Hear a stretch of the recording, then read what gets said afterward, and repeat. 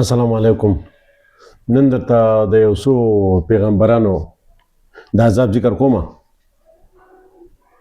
لږ غور پرې وکئ. د شعیب علیه السلام په قوم باندې د ناب تول د کمۍ د وجې نه اور راورېدلی و. د نوح علیه السلام په قوم باندې د خبرې نه منلو د وجې نه سیلاب راغلی او ټول هلک شوي وو. 9.5 کاله تبلیغ کړی او د 70-80 کسانو نه سیوا د هغه امتیان نه و. د هود علیه السلام قوم به ځان ته ډېر طاقتمن وي او ډېره لویي به یې کوله، نو هغه الله تعالی په سیلۍ باندې هلاک کړو.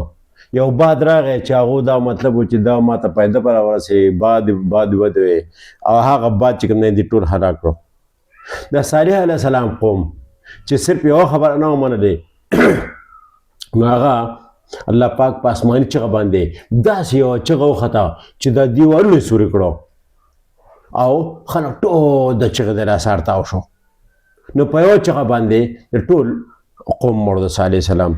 د لوط علیه السلام قوم په زنا باندې د هلکانو سره په بدکارۍ باندې هغه الله پاک اوچت کو، ملایک رالو او اوچاتې کو د اسمانه پورې او لاندې یې راوغورځاو، ترمې او دړې لاړ.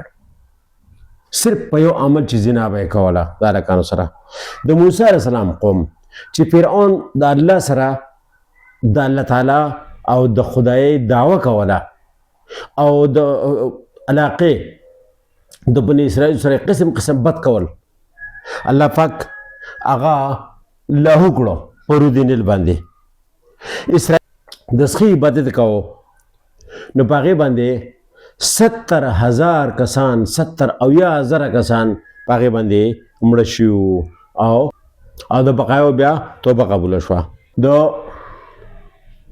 یوشع علیه السلام دپاره الله پاک ورځ او شپږ د کړي وو چې هغه پکې ډېر کارونه کړي وو او قوم عجیب و غریب دغه کول. دغه شانتې د الیاس علیه السلام په قوم باندې قحط راغلی و، د ولږې نه به مړه کېدو، په ډوډۍ پسې مړه و. او دغه شانتې اصحاب السبت چې ورته وایي، اصحاب السبت نو هغه 3 قبیلې وې، نو هغې کې د هغو نه شادوګان جوړ کړی شو که نه. ایله نوم یې یو کلی و، ایله. نو هغې کې 2 قبیلې معاف شوې او بقایا شادوګان شو او هغه بیا مړه شو. نو صرف عرض مې دې پورې دی چې د هر چا په قومونو باندې په یو غټ عمل باندې عذاب راغلی نو چې موږ کې کومه یوه نشته. والسلام.